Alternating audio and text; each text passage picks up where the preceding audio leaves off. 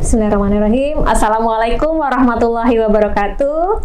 Selamat siang pada sahabat sehat di Kota Bontang dimanapun Anda berada. Jumpa lagi dengan saya Dr. Ida di acara Podcast Tamada. Tanya masalah Anda dengan ahlinya.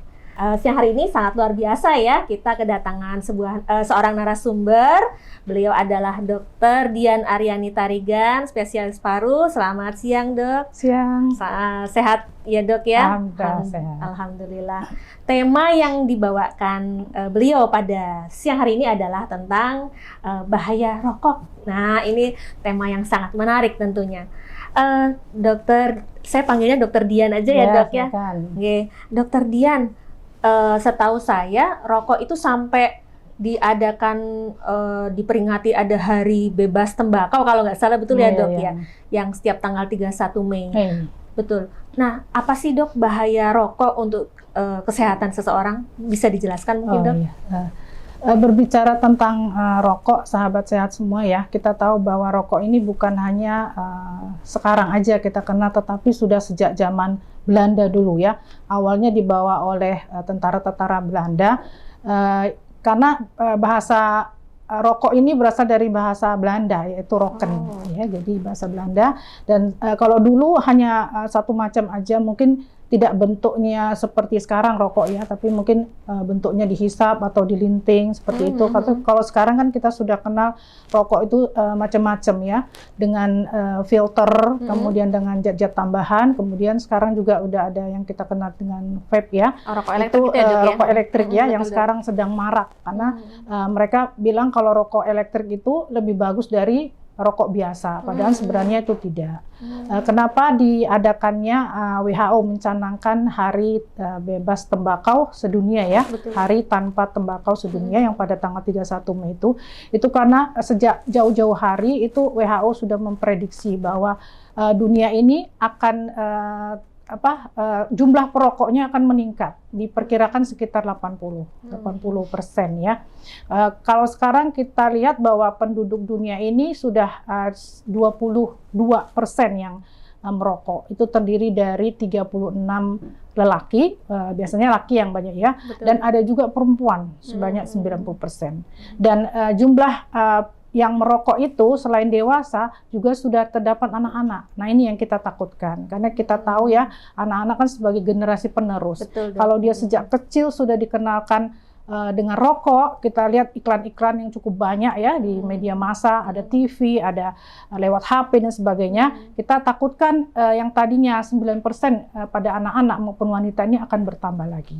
Sedangkan di Indonesia 61 juta orang yang merokok, dan 50%-nya itu kebanyakan menderita penyakit yang menyebabkan nantinya terjadi kematian. Jadi seperti itu. Makanya tema daripada hari tanpa tembakau ini adalah kita butuh sembako, bukan butuh tembakau ya. Sebenarnya mirip ya mirip ya, sembako, atau dengan istilah lain kita bukan butuh rokok tapi butuh sembako. Saking ininya kepentingan rokok ini kadang-kadang lebih dipentingkan dibanding kebutuhan sehari-hari. Iya, sangat disayangkan ya, Dok ya. Ya, bahkan menurut survei itu didapatkan kebutuhan rokok nomor 1 dibanding kebutuhan pokok lainnya. Seperti nasi, lauk pauk dan sebagainya. Karena menurut orang yang merokok nih ya, lebih bagus kita nggak makan daripada nggak merokok. Padahal sebenarnya rokok ini harusnya bukan sebagai pengeluaran primer kita, harusnya pengeluaran primer yang lain banyak untuk pendidikan, untuk dan lain sebagainya. Jadi dengan seperti itu WHO ini sudah wanti-wanti nih, jangan sampai rokok ini menjadi konsumsi utama daripada rumah tangga dibandingkan dengan konsumsi yang lain-lainnya. Seperti itu. Dok, rokok ini kan sebenarnya pemerintah juga sudah kelihatannya sudah berupaya ya, di kotak-kotak bungkus rokok itu udah dikasih gambaran-gambaran penyakit penderitaannya orang yang perokok ya, Dok ya. Sebenarnya orang yang tipikal perokok sebagaimana Bu Dian ketahui seperti apa sih, Dok, untuk perokok itu seperti apa? Iya, kalau kita lihat sendiri kalau kandungan dari rokok ya, kalau misalnya kandungan rokok itu ada 7.000 itu zat-zat yang zat-zat kimia yang bisa menyebabkan kondisi kesehatan memburuk. Kemudian ada 4.000 zat di antara 7.000 itu yang menyebabkan terjadinya kanker. Jadi selain penyakit-penyakit yang menular, penyakit yang tidak menular, dapat juga terjadi seperti itu kanker. Untuk tipe-tipe perokok yang dokter Rida bilang tadi ya, kalau tipe-tipe perokok itu sebenarnya mereka itu karena sudah kondisi nikotin itu mengandung zat aktif yang dapat mempengaruhi otak. Jadi ada reseptor di dalam otak. Sejak reseptor itu nanti menerima nikotin yang diserap di dalam darah, itu akan menyebabkan keluarnya dopamin ya. Dopamin itu rasa senang, rasa happy, rasa tidak peduli, rasa cuek. Makanya kalau kita menasihati orang yang merokok itu kadang-kadang kayak dianggap angin lalu saja. Masuk telinga kanan, keluar telinga kiri ya dok ya.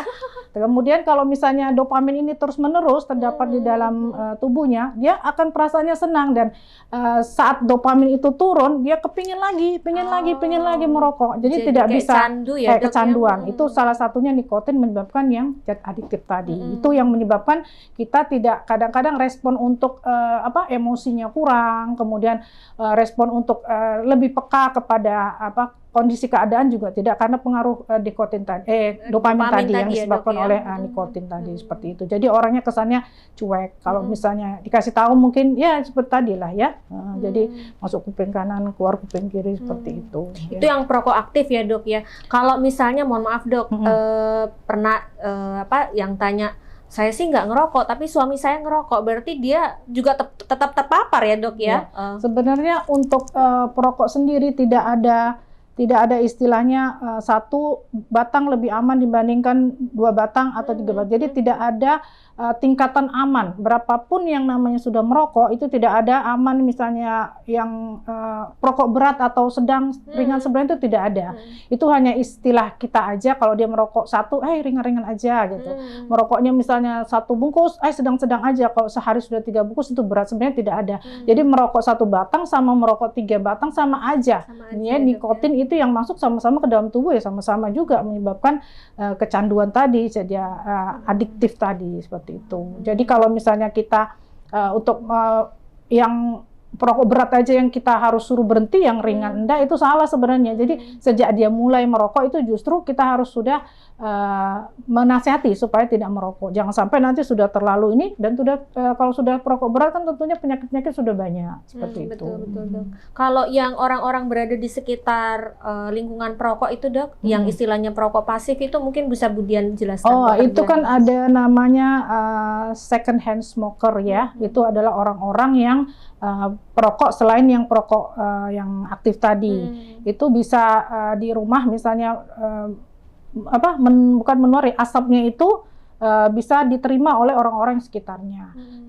Sekarang ada third hand smoking lagi ya. Itu adalah misalnya bahan-bahan yang dipakai di rumah yang kira-kiranya ditempati oleh seperokok itu. Misalnya kalau perokok itu nempel di kursi, kan seperti ini duduk. Nah, itu nikotinnya kan bisa nempel. Kemudian kalau dia menggunakan alat-alat yang dipakai, misalnya menggunakan sisir, atau kalau misalnya sikat gigi, atau orang laki-laki biasanya bercukur dan sebagainya, atau memakai baju, nah itu bisa nempel di bantal-bantal, di sarung-sarung juga di rumah seperti itu. Namanya yang third hand smoker itu ya. Kalau yang second itu yang orangnya terhirup. Rata-rata yang berbahaya malah justru yang biasanya kita temui di rumah sakit itu justru yang second tadi. Karena apa? Karena zat yang dihirup untuk pertama sekali itu kadar nikotinnya justru lebih banyak yang kedua. Jadi yang menyebar ke orang-orang seperti itu. Jadi nggak menutup kemungkinan bahwa misalnya si perokok ini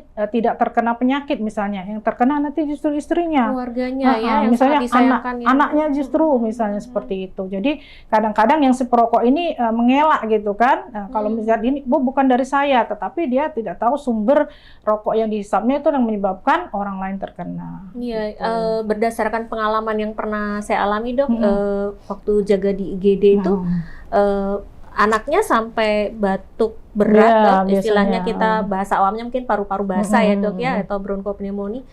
Setelah kami lacak, kita tanya, ternyata ayahnya adalah perokok aktif. Nah itu yang sangat disayangkan ya, padahal anaknya jadi korban, istilahnya bahasa tanda petik ya. Kita tidak ingin keluarga kita menderita sakit gara-gara kebiasaan dari orang tuanya.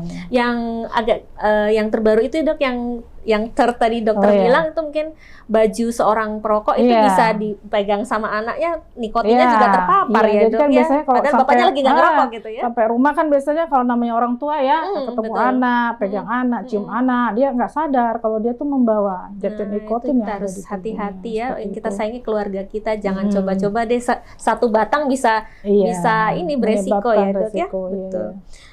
Dok, saya ingin tanya. Tadi kan ada beberapa penyakit yang bisa tambah berat ataupun diperparah dengan kebiasaan merokok. Dari pengalaman dokter pada saat berdinas di klinik paru di RSUD Taman Husada Bontang, yang paling berat itu apa Dok yang disebabkan oleh rokok? Mungkin dokter bisa cerita. Kalau dari yang ringan sampai yang berat itu, dari yang ringan mungkin hanya iritasi saluran napas. Biasanya batuknya sedikit-sedikit aja ya, kemudian sampai yang agak sedang, asma, kemudian PPOK, kemudian mungkin PPOK ada yang itu apa Dok? Mungkin sahabat sehat PPOK itu penyakit paru obstruksi kronik. Jadi penyakit yang penyebabnya itu 99% dari rokok. Kalau asma kan bisa dari keturunan, bisa dari lingkungan. Kalau PPOK pasti dari rokok, seperti itu. Dan yang paling parah lagi biasanya terjadinya kanker paru. Karena pada kanker paru tuh sudah tidak ada pertolongan lagi, tidak ada obat yang bisa diberikan kepada si pasien. Kalau misalnya kalau asma, PPOK itu infeksi saluran napas, kita bisa diobati di rumah sakit, beri obat-obat inhaler dan sebagainya. Tapi kalau sudah kanker paru ya rata-rata sudah ibaratnya sudah sulit lah untuk disembuhkan seperti itu. Jadi jangan sampai yang baru-baru perokok ini sebenarnya harus lebih kita beritahu lagi efek-efek apa yang didapatnya setelah dia merokok. Yang pertama yaitu tadi efek sampingnya terutama untuk keluarganya. Kemudian yang kedua salah satunya perokok ini 50% itu memang dari negara-negara berkembang dan negara-negara miskin. Yang tentunya nanti pengeluaran keluarganya kan tambah banyak. Bukan tambah bisa nabung, tapi bisa terjadi kemiskinan seperti itu. Dan juga terjadinya stunting ya. Jadi penelitian WHO itu 15,5% itu anak yang stunting itu ditemukan pada orang yang keluarganya di dalam rumah itu ada yang merokok, dibandingkan yang tidak ada yang merokok. Jadi seperti itu. Oh ya Dok, tadi dokter nyebut saya tertarik istilah rokok elektrik. Ini lagi sebenarnya udah nggak viral lagi, tapi sempat Dok, sempat viral. Ada beberapa orang tuh bilang saya nggak ngerokok tapi saya nge-vape istilahnya. Jadi kan aman aja. Menurut Dokter Dian itu rokok elektrik itu bagaimana Dok? Kalau untuk orang awam sih mungkin karena kurang pengetahuan ya. Jadi apa aja yang bisa menggantikan rokok itu menurutnya lebih aman ya. Tetapi dia tidak tahu zat-zat apa yang ada di dalam misalnya vape itu. Kalau kita lihat vape itu kan ada pemanisnya, kemudian ada pelarutnya, kemudian ada zat adiknya juga, kemudian ada zat menyebabkan kanker, pokoknya banyak ya di situ. Kalau itu biasanya berupa cairan, dan cairan ini kadang-kadang bisa jadi itu dimasukkan sejenis kayak sabu, sejenis kayak narkotika, seperti itu kan tidak ada yang tahu ya.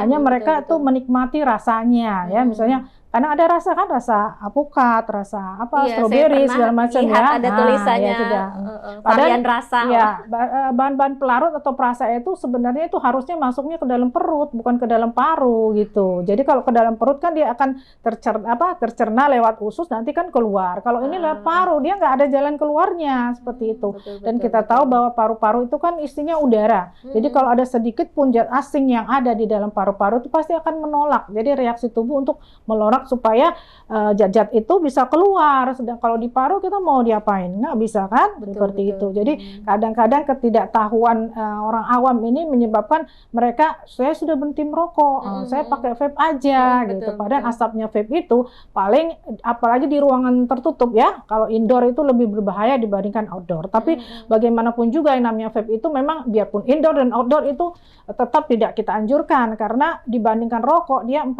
kali lebih berbahaya. Sedangkan rokok aja sudah banyak bahayanya, tambah lagi 40 kali. Jadi bukan mengurangi, justru malah menambah gangguan pada paru-parunya. Bahkan ada paru-parunya yang sampai bocor. Nah, kita istilahnya dengan pneumotorak tadi gara-gara vape itu. Vape tadi Jadi ya, Dok, ya? vape itu sebenarnya sedikit pun sama seperti vape ataupun rokok apapun itu tidak ada kondisi aman yang kita misalnya, dok saya sampai berapa batas amannya saya pakai rokok, berapa bungkus atau berapa hisap vape saya aman, tidak ada kata-kata begitu. Jadi yang penting vape atau rokok itu sudah tidak ada amannya sama sekali. Tentunya kita harus tetap memikirkan keluarga ya, Dok. Kembali lagi ya, kalau sayang sama keluarga, tolong deh untuk kurangi atau stop kebiasaan merokoknya ini. Dokter Dian, ada nggak sih, Dok, misalnya jenis-jenis pengalih ya mungkin bahasanya, setelah ada niat itikat untuk berhenti merokok, misalnya makan permen atau apa gitu, mungkin Dok bisa disampaikan ke teman-teman yang rokok yang punya niat ingin berhenti merokok, ada trik-triknya bagaimana? Mungkin Dokter Dian bisa sampaikan. Mungkin dari segi alatnya sendiri ya. Kalau untuk rokok itu kan alat ya. Jadi penggantinya mestinya ya yang bagus tuh ya alat juga. Kita kenal dengan RNT replacing nicotine replacement therapy ya. Jadi dengan kita menggunakan itu kita jadinya tidak merokok. Itu biasanya memang dibentuk dalam bentuk permen, hisap, kemudian ada bentuk pads, ditempel seperti itu ya. Karena memang yang tadi saya bilang bahwa alat-alat seperti itu tuh adanya hanya di luar negeri dan harganya mahal, maka di Indonesia tidak ada. Tetapi untuk kita sendiri mungkin alat-alat seperti itu bisa diganti tadi, mungkin dengan yang hobinya minum kopi, silahkan minum kopi. Kemudian yang hobinya mungkin makan coklat, nah bisa dia makan coklat. Kemudian yang hobinya kegiatan misalnya, yang tadinya olahraganya kurang, mungkin lebih ditingkatkan lagi olahraganya. Kemudian yang tadinya hobinya mungkin tidak membaca, ditambah dengan membaca. Pokoknya dialihkan untuk hal-hal yang positif, tidak lagi untuk merokok. Memang awalnya akan terlihat susah karena bukan kebiasaan. Mungkin yang biasanya minum, yang biasanya merokok disuruh menghisap permen ini seperti apa. Nah, makanya mungkin sekarang kan sudah ada permen yang jenisnya seperti kopi, kemudian ada wangi-wangian juga ya, mungkinnya parfum-parfum itu yang sejenis kopi ya kan, nah seperti itu. Itu sebenarnya untuk mengalihkan orang-orang yang sedang yang kecanduan merokok supaya mengurangi sedikit demi sedikit ya. Kalau misalnya ya yang saya bilang tadi nicotine replacement therapy itu diterapkan di Indonesia sebenarnya bagus. Jadi nyata gitu lah. Oh ini ada penggantinya. Kalau sekarang kalau nggak nyata kan mereka bingung. Ini apa yang buat ganti saya sparring ini? Meraba-raba ya, mungkin orang lain yang nggak merokok ngerasa enak, tapi saya yang merokok. Karena biasanya orang yang merokok itu kan mungkin yang biasa minum kayak rokok 1 hari, kalau nggak merokok rasanya sudah lemes ya kan. Kadang-kadang nggak nafsu makan, malah dibilangnya kalau saya berhenti merokok, dok kok malah badan saya tambah nggak enak seperti itu. Jadi seolah-olah menyalahkan teknik untuk berhenti merokok tadi. Salah satunya itu tadi kita cari replacement nikotin terapinya yang kira-kira kita bisa laksanakan. Karena kalau misalnya untuk membeli kan harganya mahal. Betul. Sama disesuaikan dok ya, kalau misalnya ternyata dia ada sakit gula atau kencing manis, pilih permennya juga jangan yang manis ya. Nanti jangan sampai timbul penyakit yang lainnya. Manfaatnya harus sesuaikan dengan kondisi tubuh ya dok ya. Dok, ini mungkin dokter bisa kasih saran atau tips kalau misalnya ada sahabat sehat yang ingin stop merokok, itu mungkin dari dokter bisa ngasih tipsnya nggak dok? Iya, ke sahabat sehat semua ya, kalau misalnya kita atau anggota keluarga kita atau kerabat kita ada yang merokok, sebenarnya dari kita sendiri yang pertama itu ya, itu bisa memberikan nasihat.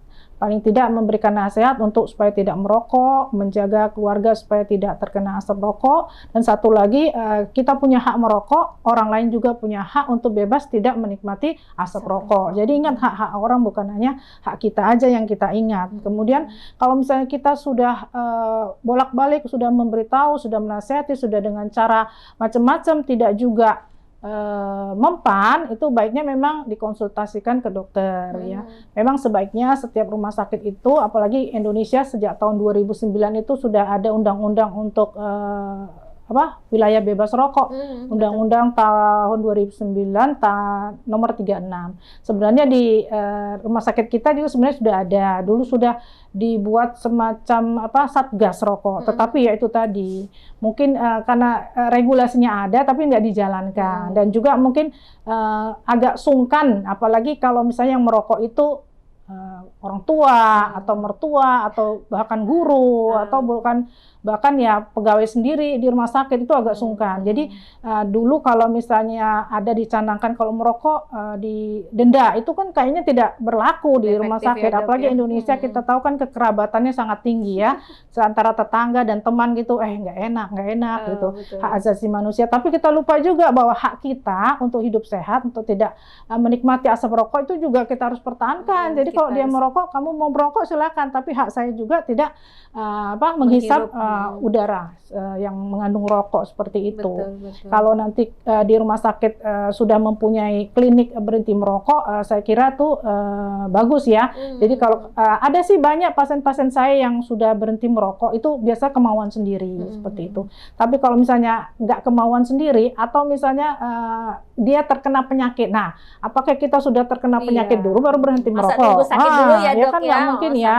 Nah seperti itu, mungkin sudah dimarahin sama istrinya nggak mempan, akhirnya kena penyakit, paru-parunya bocor, dipasang selang di rumah sakit, baru sadar, oh ini gara-gara rokok, habis itu berhenti. Atau dia pernah mau kerja pas di ronsennya TBC misalnya seperti itu, ternyata penyebabnya rokok, setelah diterima kerja berhenti merokok. Ada yang seperti itu. Tapi kalau sudah yang nggak mempan seperti itu, ya memang harus kita berobat ke klinik. Jadi kalau misalnya ada kliniknya tuh bagus, nanti dilakukan pemeriksaan karbon dioksida analyzer biasanya ya.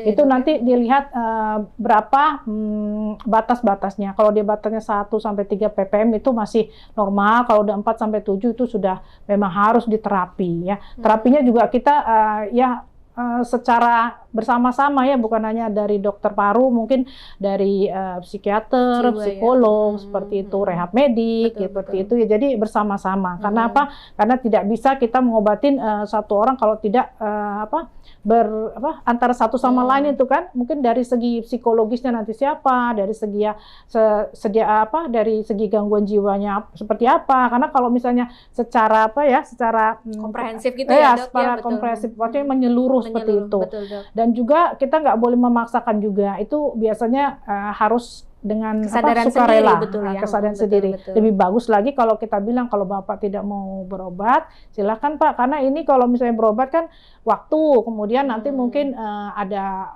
obat mungkin yang diberikan ya, kemudian ada obatnya, Dok, ya misalnya? Ada obatnya, cuma memang di Indonesia dulu sempat ada, cuma tidak. Kenapa? Nanti obat itu kadang-kadang dimanfaatkan untuk yang memang bukan untuk yang merokok juga bisa gitu. Jadi tidak ada, di samping harganya mahal. Mungkin juga kalau misalnya diberlakukan di Indonesia mungkin tidak ada yang beli, hanya orang-orang yang ini lagi. Tapi sebenarnya motivasi yang penting itu motivasi. Kadang-kadang kalau sudah diberikan motivasi, mungkin dari psikolog atau dari psikiater, nggak usah kita perlu beli obat ya kan, atau yang paling murah nggak melibatkan orang-orang, keinginan diri sendiri aja, seperti itu bisa. Jadi tidak usah repot-repot ya, karena tahap-tahapannya ada. Jadi dia mungkin minggu pertama harus datang, nanti minggu kedua harus datang, kemudian bulan berikutnya. Jadi pemantauannya bisa sampai 1 sampai 2 tahun, lama sekali. Sedangkan perokok-perokok itu rata-rata kan belum tentu punya pekerjaan tetap seperti itu. Dan juga kalaupun dia bekerja, waktunya untuk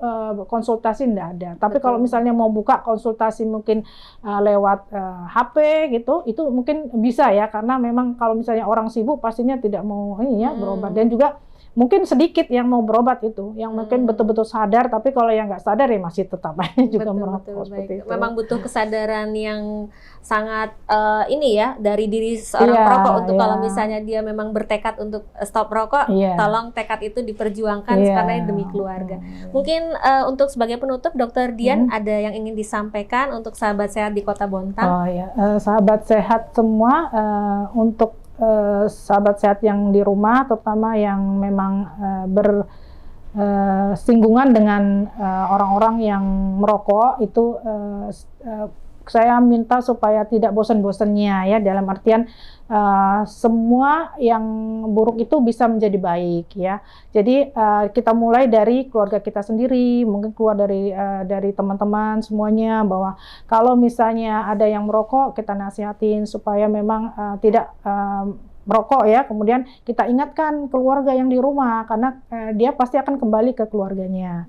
Kemudian buat orang-orang yang baru merokok itu kalau bisa rokoknya jangan dilanjutkan. Karena apa? Karena kita tahu efek sampingnya. Dan satu lagi, pilihlah lingkungan yang baik buat kita. Jangan kita tidak merokok, teman-temannya merokok. Jadi lingkungannya tuh nggak match gitu ya. Kalau misalnya kita sementara teman-temannya merokok, kita nggak merokok, kita diam aja, temennya merokok di situ. Nah, akhirnya kita nanti mendapat udara yang tidak baik. Karena hak kita tadi seperti saya katakan, bahwa hak kita untuk mendapatkan udara yang bersih. Ya, haknya perokok untuk merokok itu haknya dia, dalam artian haknya, tapi yang merugikan. Jadi jangan sampai kita melakukan sesuatu yang baik buat kita tapi merugikan orang lain. Kemudian jangan khawatir kalau misalnya tidak merokok itu tidak menyebabkan apa-apa. Awal-awalnya memang rasanya tidak enak, ada rasa cemas, pahit di mulut, tidak nafsu makan, pokoknya pikirannya kacau, kemudian bibirnya kering. Itu sebenarnya hanya efek withdrawal aja. Jadi withdrawal itu istilah efek yang tiba-tiba berhenti pada kaget semua tubuh. Jadi nanti kalau misalnya setelah 1 atau 2 tahun merokok, itu biasanya kondisi badannya akan kembali normal seperti semua. Kalau untuk awal-awal tidak. Makanya bagi perokok-perokok ini biasanya baru 2 bulan berhenti merokok, 3 bulan itu sudah kembali lagi. Karena tidak tahan tadi ya dengan withdrawal tadi yang banyak gangguan-gangguan terjadi pada tubuh. Namun kalau dia sudah menjalani rokoknya bebas selama 2 tahun, ya insya Allah itu akan kembali bagus. Karena banyak yang bisa, kenapa kita tidak? Sama-sama kita manusia, kalau manusia yang lain bisa berhenti merokok, kenapa kita tidak bisa berhenti? Jadi itu saja pesan dari saya buat sahabat sehat semuanya. Baik, terima kasih Dokter Dian pencerahannya hari ini. Semoga materi yang sudah dokter sampaikan bisa kita cerna dengan baik, kita ambil hikmahnya, sehingga kita tetap menjaga kesehatan terutama untuk diri kita sendiri dan keluarga kita tercinta di rumah, supaya tidak istilahnya terkena dari dampak dari rokok tadi. Terima kasih atas kehadirannya siang hari ini Dokter Dian, tetap sehat selalu ya Dok ya. Itu saja. Sekian podcast pada siang hari ini. Semoga bermanfaat. Sampai jumpa di podcast Tamada selanjutnya. Assalamualaikum warahmatullahi wabarakatuh.